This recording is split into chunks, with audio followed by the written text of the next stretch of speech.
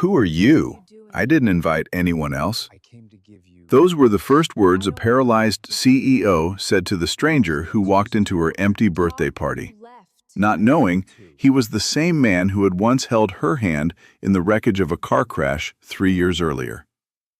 Neither of them knew it yet, but that single coincidence was about to blow apart a secret her own sister had spent 3 years burying. To understand how a delivery driver ended up in that ballroom on the one night that would change everything, you have to go back a few hours earlier, to a man who had no idea he was about to become the answer to a stranger's prayer. My name is Ryan Hale. I'm 36 years old, and for 4 years now, I've built my whole life around one belief. If I show up every single day and love my daughter with everything I've got, we'll be okay. Even on the nights the world looks straight through me like I'm not even there. That belief got tested on a cold October evening outside the loading dock of the Plaza Hotel, when I overheard two bellhops talking about a woman nobody wanted to see. Boss's sister called, said to clear it out fast. Whole party got canceled. Nobody's coming. She's sitting in there alone, in that wheelchair, humiliated. Something about the way he said it, humiliated, didn't sit right with me. Not just sad, arranged. Like someone had wanted it to happen exactly this way. I had $47 in my account until Friday's payday. My 6-year-old, Sophie, was asleep in her booster seat behind me, one sneaker untied, a crayon still in her fist from the drawings she'd made in the back of my minivan. The one she calls the old dragon, because of the way it groans and shudders every time it starts. Before we get into this story, if you believe kindness still counts for something in a world obsessed with money, stick around, because what happened in that ballroom changed 3 lives before midnight, and I still don't fully understand how much of it was an accident, and how much of it was a woman I'd never met finally getting caught in her own trap. I want to back up first, though. Let me show you what an ordinary Tuesday looked like for us, so you understand exactly who walked through those hotel doors. My alarm goes off at 5:10 every morning, not because I love mornings, I don't, but because Sophie needs her hair braided, her lunch packed, and someone to convince her that oatmeal is, in fact, a food a 6-year-old can survive on. I used to run daytime operations for a regional freight company in Newark. Good salary, good benefits, a title with the word manager in it. Then my wife Anna got sick, and somewhere between the hospital parking garage and the funeral home, that whole life quietly ended. I sold the car we didn't need, kept the one we did, and became a delivery driver. Flexible hours, no boss watching the clock when Sophie has a fever. Most evenings, once deliveries were done, you'd find us on the front steps of our building in Astoria, Queens, next to Miss Betty from apartment 2C, who has strong opinions about my parenting and stronger ones about my coffee. She's the one who taught me how to fix the porch swing out back, the one that still creaks on every third pull, no matter how many times I've oiled it. Sophie says the creak is the swing talking. I've stopped trying to fix it. Some things you just learn to live with, and love anyway. People assume giving up that management job means I gave something up. Maybe I did, but I've never once regretted being the one who's there. The one folding laundry at 9 at night, the one who knows exactly how she likes her cereal poured so it doesn't get soggy before she eats it. That night, I just finished my last delivery run through Midtown Manhattan when I pulled the van up near the plaza to grab a coffee before the long drive back to Queens. Rain had just stopped. The pavement outside the hotel still held that wet shine under the streetlights, and through the tall windows of the grand ballroom, I could see chandeliers blazing over rows and rows of empty gold chairs. That's when I heard them talking. I don't know what made me walk toward the entrance instead of back to my van. Maybe it was that word, arranged, that kept turning over in my chest. I found the hotel manager near the ballroom doors, a tired-looking man in his 50s, straightening his tie like it might fix something. "Sir," I said, "is there somebody in there who could use some company?" He looked at me for a long moment, my work jacket, the delivery badge still clipped to my collar, Sophie's small hand now wrapped around mine. Then he nodded, slow, like he wasn't sure he was allowed to say yes, and opened the door anyway. The room was enormous and nearly silent. A 3-tier birthday cake sat untouched at the center of a table meant for 40 guests, and in the middle of all those empty chairs sat a woman in a wine-red silk dress, her chestnut hair falling loose over one shoulder, sitting perfectly straight in a wheelchair, her hazel eyes rimmed red like she'd been fighting tears for an hour and losing. Something about the stillness of that room hit me harder than I expected. It reminded me of the nights I sat alone in a hospital hallway, waiting for news no one wanted to give me. Sophie tugged my hand. "Daddy," she whispered, "why didn't anyone come to her birthday?" I didn't have an answer. I just walked closer. The woman's eyes snapped up, sharp and guarded. "Who are you? I didn't invite anyone else." "I'm Ryan," I said simply. "This is my daughter, Sophie. We just figured nobody should spend their birthday alone in a room this big." Sophie stepped forward and held out a card she'd drawn in crayon on the back of a delivery receipt. "Happy birthday," she said. "Nobody deserves to be forgotten." The woman's mouth trembled. She looked down at the card for a long moment, and when she looked back up, the guarded sharpness in her eyes had cracked just slightly. "My name is Rosalia," she said quietly. "Rosalia Voss. I didn't know it yet, but that name belonged to one of the most powerful women in Midtown Manhattan. I didn't know that 3 years earlier, on a rain-soaked stretch of FDR Drive, her entire life had changed in the space of a single accident. And I definitely didn't know that the empty room around us hadn't happened by chance. That somewhere across town, her own sister was already counting on exactly this moment to be witnessed by the right people. If a stranger walked into your loneliest moment and refused to leave, would you let your guard down too? Stay with me. This story is only just beginning. Rosalia let us sit, though I could tell it cost her something. Pride, maybe, or the fear of being disappointed one more time that night. "So," she said, folding her hands in her lap, studying me the way I imagined she studied every contract that crossed her desk. "Why are you really here? Pity? Or are you hoping for a tip?" I didn't flinch. Neither. I know what it feels like to lose someone and get left behind by everyone who used to matter. My daughter knows that feeling too, after her mom passed. We weren't going to let you sit in an empty room by yourself if we could help it. She went quiet for a long moment. Sophie had already climbed into the chair beside her and pulled out her sketchbook, humming to herself, completely unbothered by titles or wealth or wheelchairs, the way kids usually are. Something shifted in Rosalia's face. It was the first real smile I'd seen from her all night. "You gave up something for your daughter," she said. It wasn't a question. "I ran daytime operations for a freight company in Newark. Good job, steady. My wife got sick 2 years into Sophie's life, and somewhere in all those hospital visits I realized no job was worth missing the time I had left with either of them. So I drive now. Flexible hours, less money, more time." Rosalia looked at me like she was recalculating something. "Most men I know would call that a step down." "Most men you know," I said, "probably haven't had to hold their daughter's hand at a funeral." She didn't answer that. She just nodded, slow, like she understood exactly what I meant. We talked for almost an hour after that. I learned she ran a technology firm headquartered a few blocks from where we sat. I learned she'd been in a car accident on FDR Drive 3 years earlier, a crash that left her paralyzed from the waist down. Her voice went flat and careful whenever she mentioned it, like she'd practiced saying it enough times that it no longer hurt out loud, even if it still hurt everywhere else. "After the accident," she said, staring at the cake she hadn't touched, "my sister moved into my apartment for 6 months, said she was helping me recover. She screened my calls, decided which visitors were too much for me. By the time I was strong enough to argue, half my old friends had already stopped trying.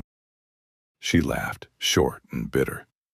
It's a strange thing, realizing the person managing your recovery is the same person who decides how weak you're allowed to look. I didn't say anything right away.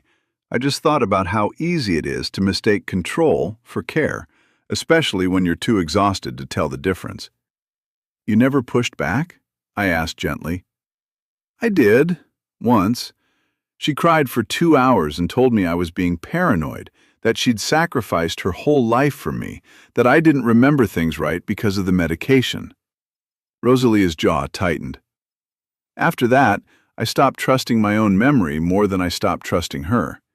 That's the part nobody tells you about people like that. They don't just take control of your calendar, they take control of what you believe about yourself. Halfway through, her phone buzzed on the table. She glanced at the screen and her whole posture changed. Shoulders tightening, jaw setting.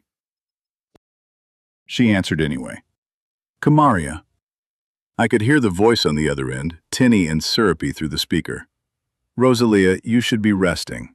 I'm handling everything at the office. You don't need people seeing you like this. Weak, emotional. Let me take care of it. Something about that voice snagged at the back of my mind, familiar in a way I couldn't place yet. Rosalia hung up without much of a goodbye. My sister, she said. She worries about me. Constantly. I said nothing, but I noticed the way her hand tightened around the armrest of her chair when she said it. Like, worries wasn't quite the right word, and some part of her already knew it. Sophie, oblivious to the tension, held up her sketchbook. Look what I drew! It was a simple crayon drawing.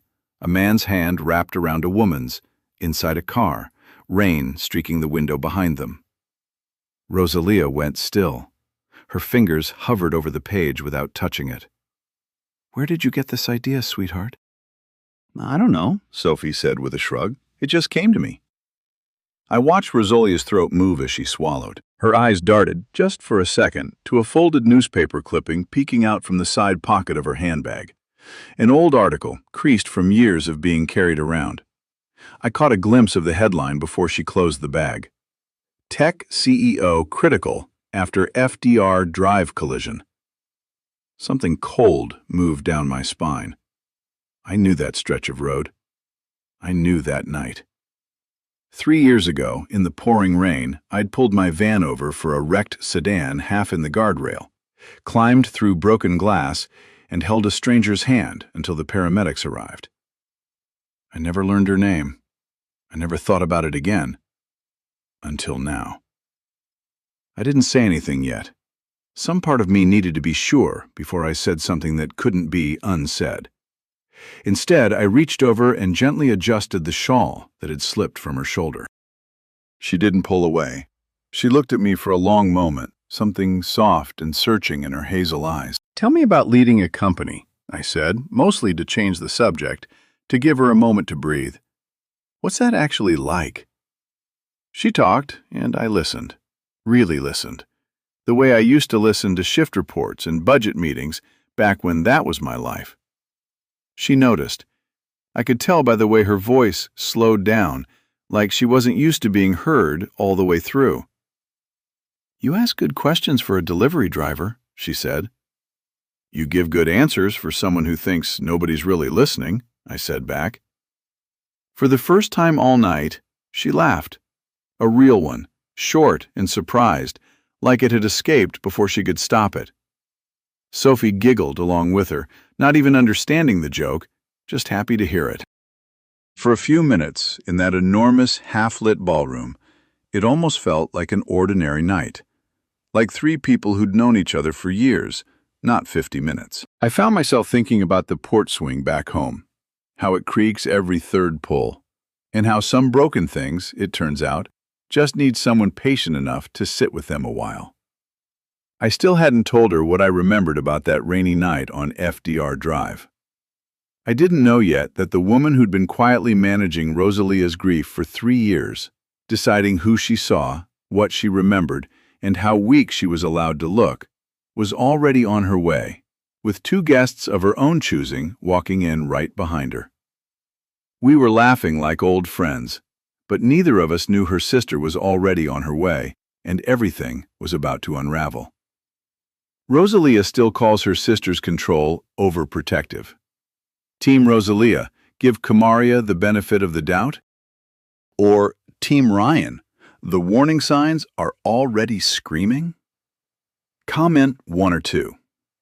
The warmth in that ballroom didn't last. The doors swung open hard enough to echo off the marble floor, and a woman in a sharp black suit walked in like she owned the building, because in some ways she nearly did.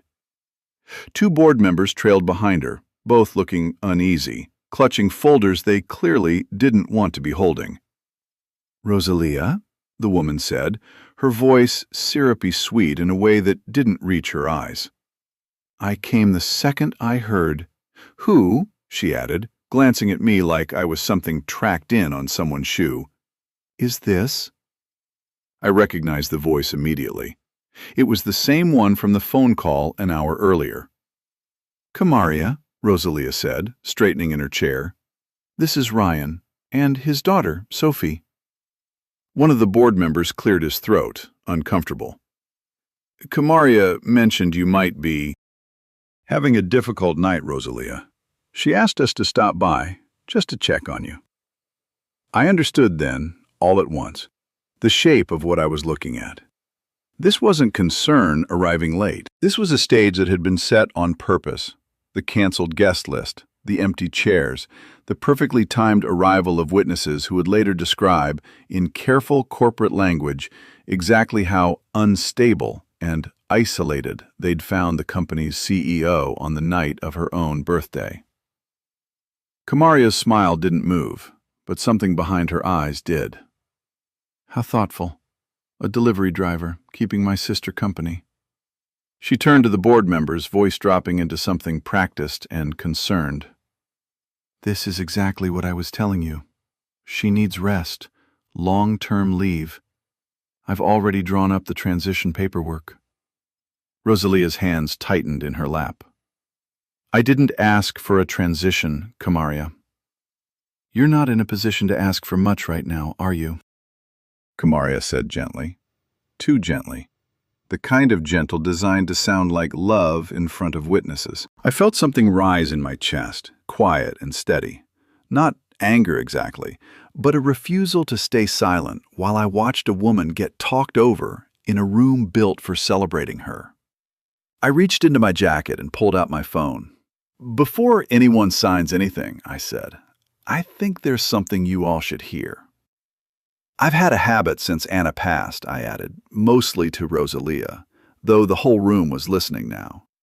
"Whenever I stop for someone in trouble, I hit record on my phone. Old dispatcher instinct. So there's always something on file if the ambulance needs it, or if a family ever wants to know what happened. I never got around to deleting the one from 3 years ago. Never had a reason to." I found the old voice memo and pressed play. My own voice, younger and shaking slightly, crackled through the speaker. "You're going to be okay. I've got you. Just stay with me. Hold on to my hand. Help is coming, I promise. Don't let go." The room went completely silent. Rosalia's hand flew to her mouth. Her eyes filled instantly, and this time the tears weren't from humiliation. "That's..." Her voice broke. "That's you. You're the man from FDR Drive. You're the one who stayed with me until the ambulance came. I never even got your name." For 3 years, Rosalia hadn't just doubted her sister. She doubted herself, because Kamaria had spent that time insisting her own memory couldn't be trusted. What she wanted in this moment wasn't rescue. It was proof that her mind hadn't betrayed her. Relief and fury arrived in the same breath. Relief that she wasn't imagining things, fury that she'd spent 3 years being told she was. And that single confirmation was enough to break a spell 3 years of quiet manipulation had carefully built. "I didn't know who you were that night," I said quietly. "I just saw a car on the guardrail and pulled over. I'm not a hero, Rosalia. I'm just a guy who couldn't drive past someone who needed help." Kamaria's composed expression cracked for the first time all evening. Just a flicker, there and gone. But I caught it. The two board members exchanged a look I recognized instantly from my old management days.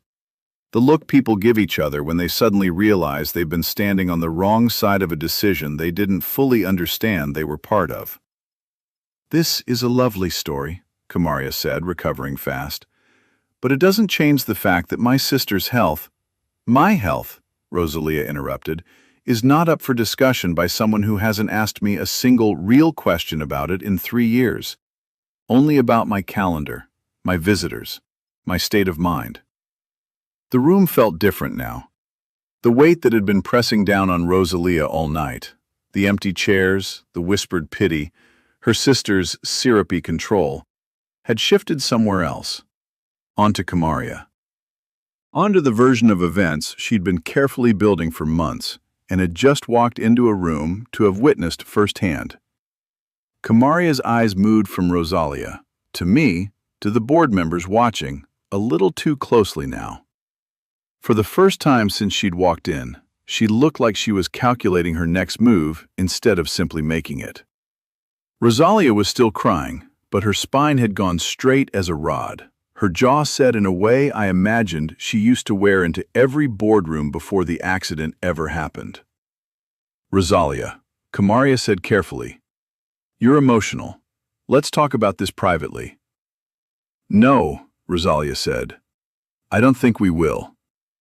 I didn't know it yet, but the woman across from me had just spent 3 years quietly gathering the courage for this exact moment, and Kamaria was about to find out exactly how much her sister had been keeping to herself. She just found out I was the stranger who saved her life. But her sister's face told me this fight was far from over. Kamaria tried, one more time, to smooth the room back into her control. "Everyone, please," she said, her voice pitched low and reasonable, the same tone I imagined she'd used in 100 meetings to talk people out of their own instincts. "My sister is exhausted. She's had a difficult night.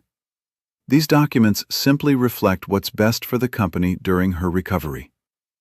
"Recovery from what, exactly?" Rosalia asked. "I run this company every day, Kamaria. I have for 3 years. You just haven't been in the room enough to notice, because you've spent that time making sure I wasn't in it either." Kamaria's smile thinned. "You think you should be calm right now? Or do you think you should be quiet so we can handle this the right way?" "I think," Rosalia said, wheeling herself forward until she was level with the two board members, "that as majority shareholder of this company, I'm well within my rights to call an emergency session tonight.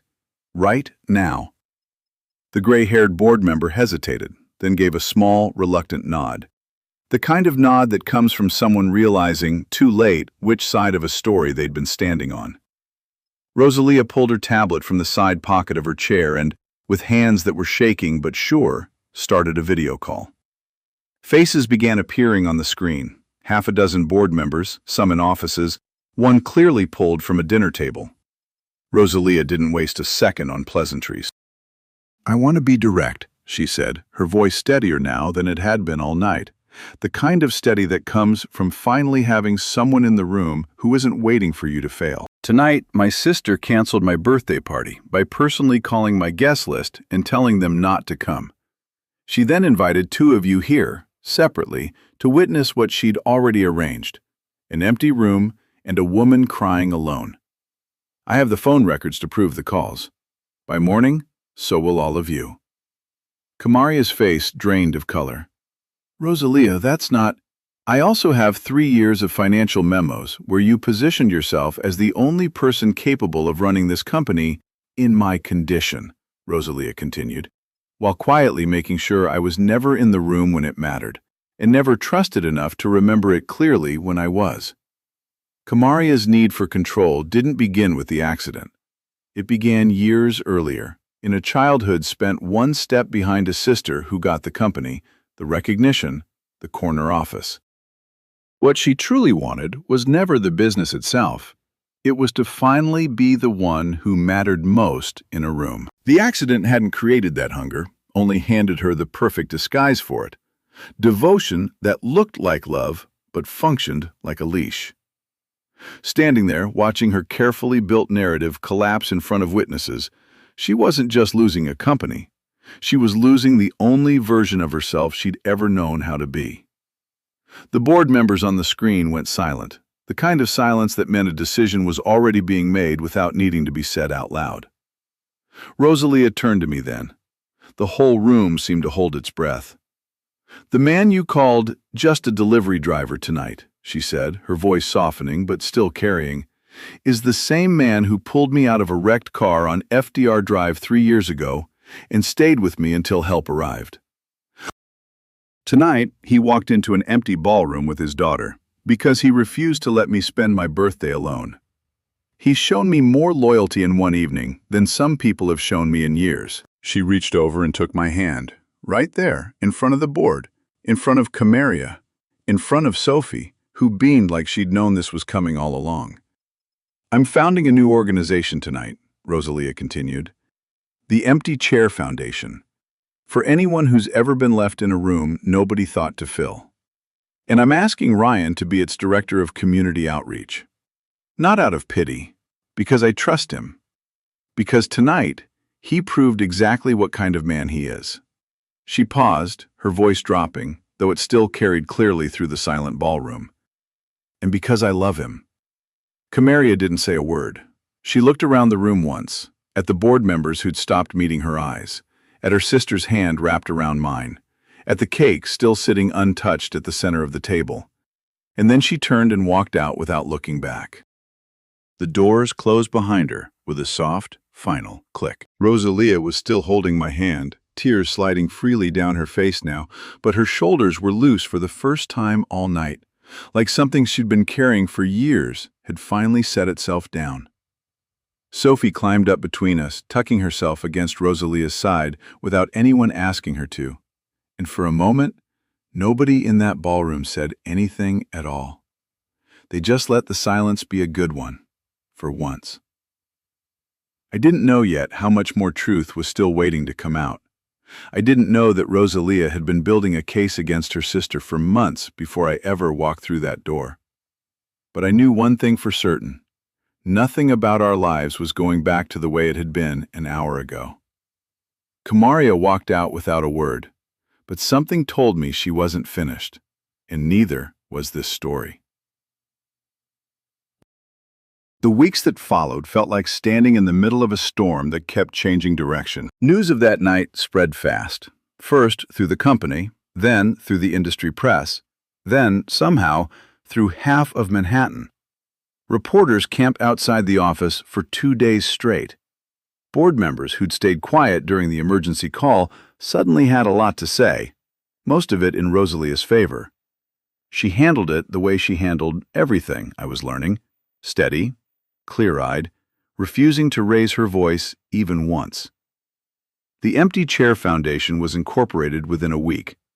I signed the paperwork for my new role sitting beside her hospital white desk, Sophie coloring quietly in the corner with a fresh box of crayons Rosalie had bought her without being asked. The gray-haired board member, the one who'd looked so uneasy that first night, asked to meet with Rosalia privately a few days later. I wasn't in the room, but she told me about it afterward, her voice quieter than usual. "He apologized," she said. Said Cameria had threatened to cut his division's funding if he didn't back her transition plan. He's on our side now, fully. And he wasn't the only one. 2 others admitted the same thing by the end of the week. It wasn't Cameria's last attempt either.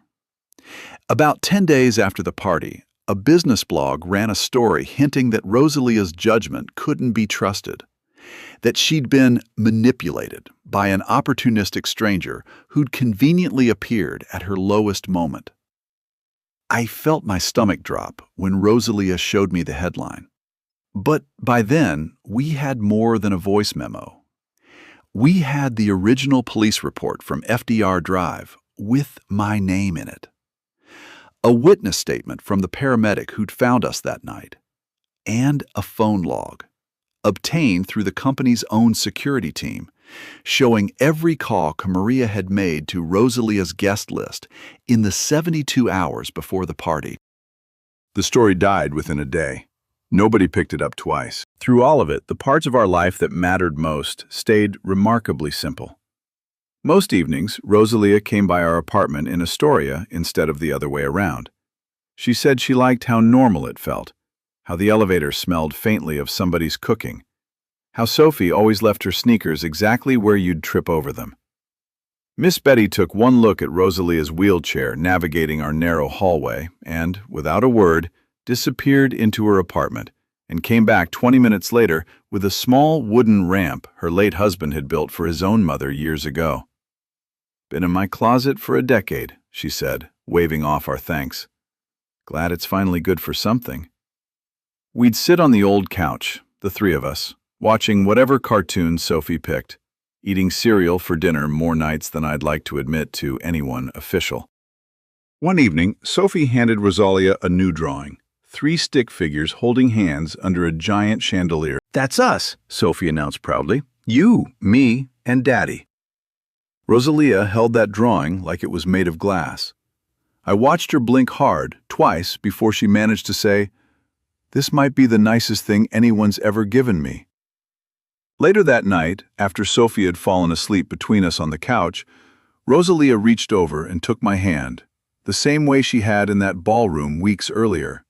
Except this time, there was no room full of people watching, no board members, no sister trying to undo it.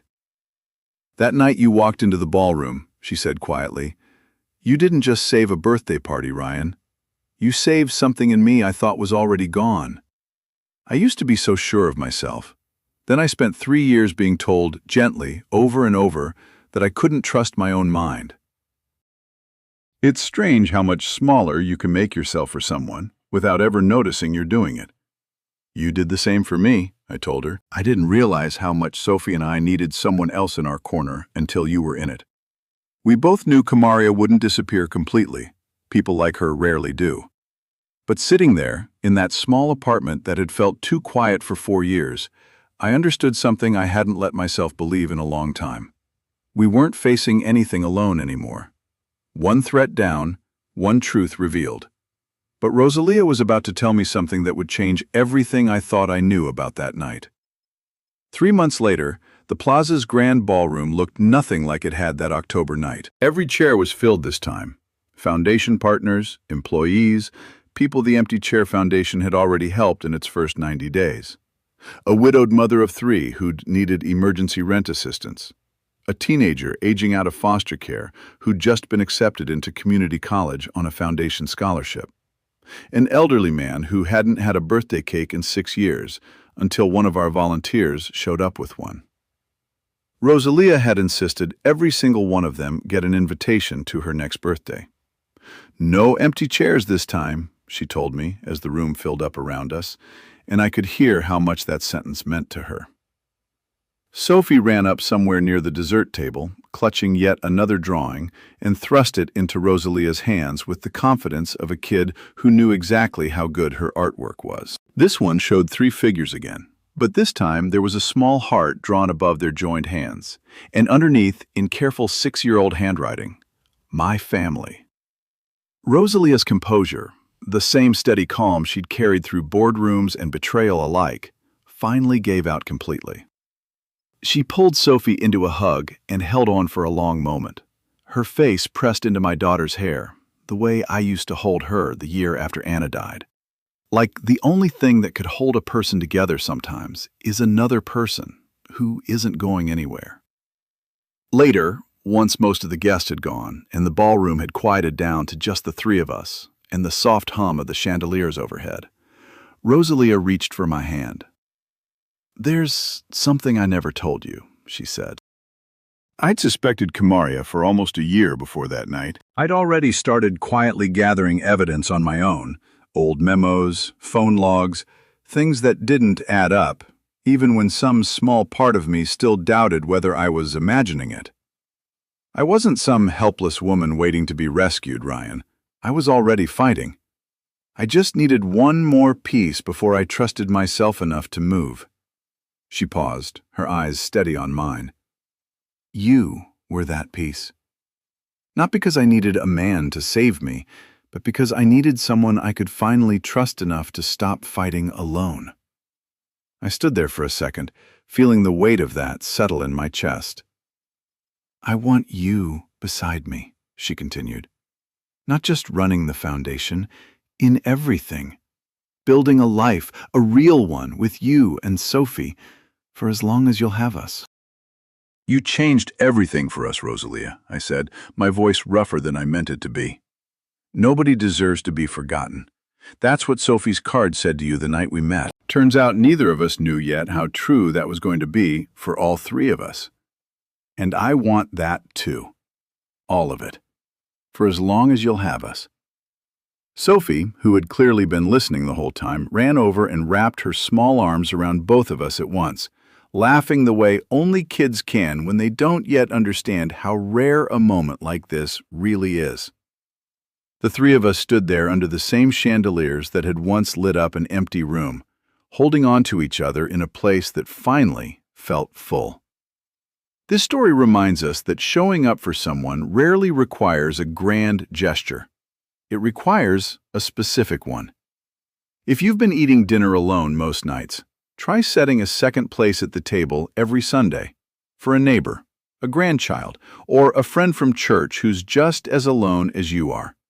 Even if all you serve is soup and crackers from the cupboard. If there's a chair in the house that stayed empty since he passed, don't hide it in the garage. Put his reading glasses on the seat instead, and once a week, sit in the chair beside it and tell him about your day out loud, the way Ryan never stopped talking to Sophie about her mother. If you've been telling yourself you're too old to matter to someone new, call your local senior center this week and ask what Tuesdays look like there. Not someday, this week. And if there's a Kamaria in your life, someone who calls it love while quietly making your choices for you, write down 3 decisions you made entirely on your own this month. If you can't name 3, that isn't a small thing. That's information. Ryan Hale didn't save Rosalia by being extraordinary. He saved her by refusing to walk past an empty room. Somewhere near you today, there's an empty chair or an empty seat at a table. You already know where it is. The only thing left is deciding whether you're the kind of person who walks past it or the kind who doesn't. Human writers poured their soul into these scripts to expose injustice and celebrate humanity. AI served as a technical supporter, refining expression so the valuable messages of equality, humility, and hope could reach and inspire millions.